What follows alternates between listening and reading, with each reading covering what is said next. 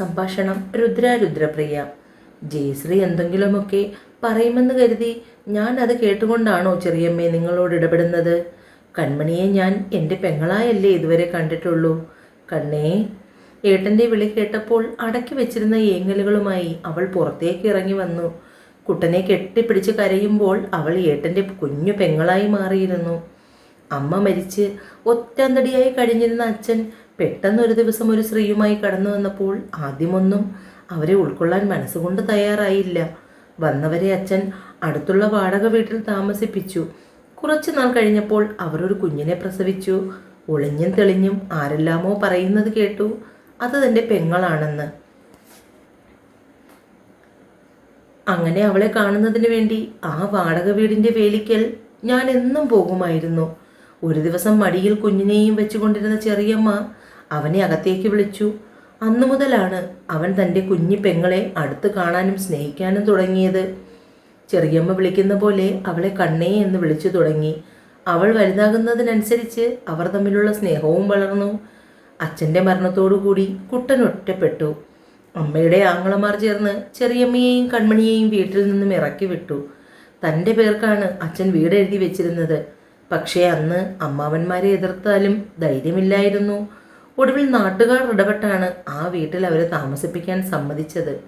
ജയശ്രീയുമായുള്ള വിവാഹം കഴിഞ്ഞപ്പോൾ അവൾക്ക് അവരോടൊപ്പം താമസിക്കാൻ ഇഷ്ടക്കുറവ്. അങ്ങനെയാണ് കുട്ടൻ്റെ താമസം ജയശ്രീയുടെ ഒപ്പം അവളുടെ തറവാട്ടിലായത്. കുട്ടേട്ടാക്ക് വേണ്ട, ആളെ കാണുമ്പോഴേ പേടിയാവുന്നു. ചെറിയമ്മ അവൾക്ക് ഇഷ്ടമില്ലാത്ത ഇത് ഉറപ്പിക്കരുത്. എന്നെക്കൊണ്ട് വേറെ നിവൃത്തിയില്ല കുട്ട. 5 പവൻ്റെ സ്വർണം എൻ്റെ പെങ്ങൾക്ക് ഞാൻ എങ്ങനെയായാലും കൊടുക്കും.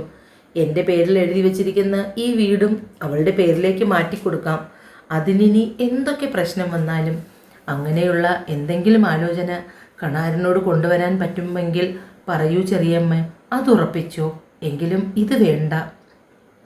കിളിക്കുഞ്ഞിനെ പോലെ കുട്ടൻ്റെ മാറിൽ ചേർന്ന് നിന്ന് കരയുന്ന പെണ്ണിനെ അവൻ തലോടി. കണ്ണേ, കുട്ടേട്ടനെ ശപിക്കല്ലേ മോളെ, നിനക്ക് വേണ്ടി ഒന്നും ചെയ്യാൻ കഴിഞ്ഞില്ല. അവൻ്റെ കഴുത്തിൽ ചുറ്റിയിരുന്ന പിടി അവൾ ഒന്നുകൂടി മുറുക്കി. ഏട്ടനായിട്ടല്ല, എൻ്റെ അച്ഛൻ്റെ സ്ഥാനത്താണ് ഞാൻ കണ്ടിരിക്കുന്നത് എൻ്റെ ഏട്ടനെ. ഏട്ടൻ്റെ കണ്ണൻ ഏട്ടനെ ശപിക്കുമെന്ന് തോന്നുന്നുണ്ടോ? അനിയത്തിയായി അല്ല, മകളായേ കണ്ടിട്ടുള്ളൂ. നിനക്കും ഇഷ്ടമില്ലാത്തത് ഒന്നും വേണ്ട. ചെറിയമ്മയോട് ഏട്ടൻ പറഞ്ഞിട്ടുണ്ട്. അടുത്ത ദിവസം കണാരനെ റോഡിനരികിൽ വെച്ച് കാണുമ്പോൾ നാരായണി കുട്ടൻ്റെ അഭിപ്രായം അറിയിച്ചു. നിങ്ങൾക്ക് ഇഷ്ടമില്ലെങ്കിൽ വേണ്ട, എനിക്കും താല്പര്യമുണ്ടായിട്ടല്ല നാരായണി. പിന്നെ അറിയാലോ, നിന്റെ സങ്കടം കണ്ടതുകൊണ്ട് പറഞ്ഞുവെന്നേ ഉള്ളൂ. എൻ്റെ കുഞ്ഞിന് വേണ്ടി ഈശ്വരൻ എവിടെയെങ്കിലും ഒരു നന്മ കരുതിയിട്ടുണ്ടാകും കണാരേട്ടാ. അമ്മയ്ക്ക് ബോധം വേണോ എന്നറിഞ്ഞപ്പോൾ ICUവിലേക്ക് നടക്കുന്തോറും കാശിയുടെ കാലുകൾക്ക് വേഗതയേറി. പേഷ്യൻ്റ് ചെറിയ മയക്കത്തിലാണ്. ഒരുപാട് സംസാരിപ്പിച്ച് സ്ട്രെയിൻ ചെയ്യിക്കണ്ട. കാശി ബെഡിനടുത്തേക്ക് ചെല്ലുമ്പോൾ കണ്ടു വാടി കുഴഞ്ഞു കിടക്കുന്ന തൻ്റെ അമ്മ. അമ്മ. കാശിയുടെ ചുണ്ട് വിതുമ്പി. വലത് കൈയിൽ സ്പർശിച്ചു. അത് ചുണ്ടോട് ചേർക്കുമ്പോൾ ആ കൈ തണുത്തുറഞ്ഞിരുന്നു. ICUവിൻ്റെ തണുപ്പ് വലതു ഭാഗം മരവിച്ചു പോയി. അമ്മ. പിന്നെയും കാശി വിളിച്ചു. ഇത്തവണയും അമ്മയുടെ കണ്ണുകൾ തുറന്നില്ല. അമ്മ. കാശിയുടെ ഒച്ച ചിലമ്പിച്ചു പോയി. തൻ്റെ മകൻ്റെ സ്വരം ആ അമ്മയെ നിദ്രയുടെ അഗാധഘട്ടങ്ങളിൽ നിന്നും പുറത്തേക്ക് കൊണ്ടുവന്നു. കൺപീലി അനങ്ങി, കണ്ണുകൾ വലിച്ചു തുറന്നു. ചുണ്ട് ചെറിയ തോതിൽ കോണിയിട്ടുണ്ട്. മോനെ. കുട്ട. കണ്ണുകൾ ഇറുക്കി അടച്ച് ഇടം കൈ കൊണ്ട് കാശിയുടെ കൈകളെ പൊതിഞ്ഞെടുത്ത് നെഞ്ചോട് ചേർത്ത് പിടിച്ചു. അമ്മയെ കൂടുതൽ ബുദ്ധിമുട്ടിക്കേണ്ട കേട്ടോ, BP അല്പം കൂടുതലാണ്. എന്തെങ്കിലും ആവശ്യമുണ്ടെങ്കിൽ ഇനി ഞങ്ങൾ വിളിക്കാം. അപകടനിലയൊക്കെ തരണം ചെയ്തിട്ടുണ്ട്.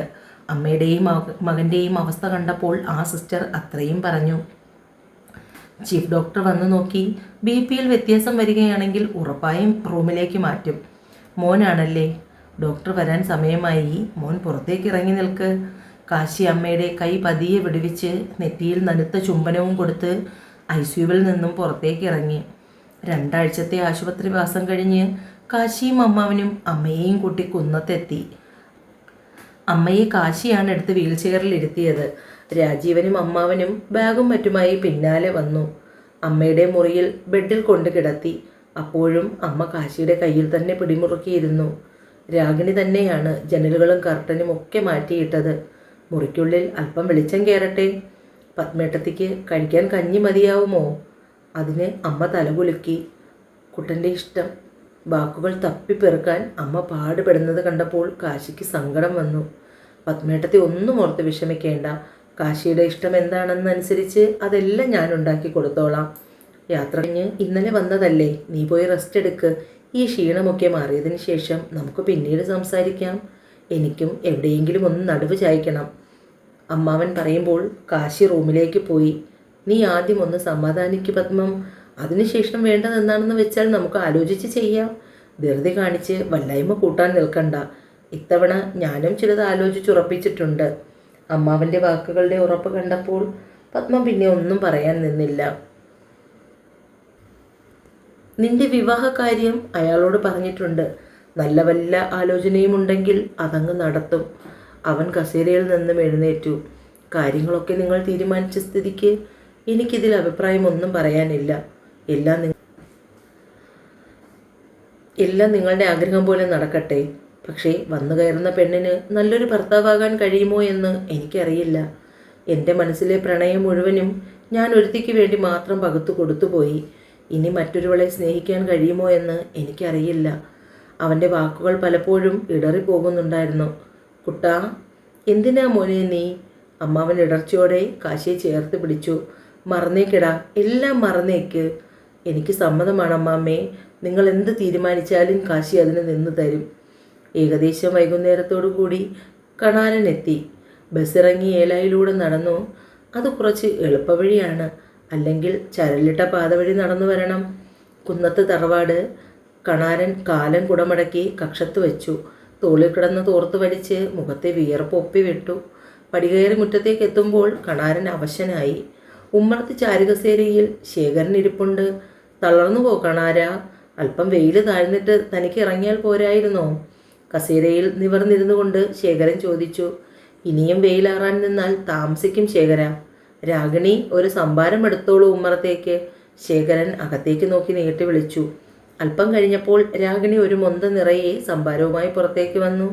ശേഖരൻ അത് വാങ്ങി വായിലേക്ക് കമിഴ്ത്തി. കുടിച്ചു കഴിഞ്ഞ് പാത്രം രാഗിണിയെ ഏൽപ്പിച്ച് തോർത്തുകൊണ്ട് വായും കഴുത്തും തുടച്ചു.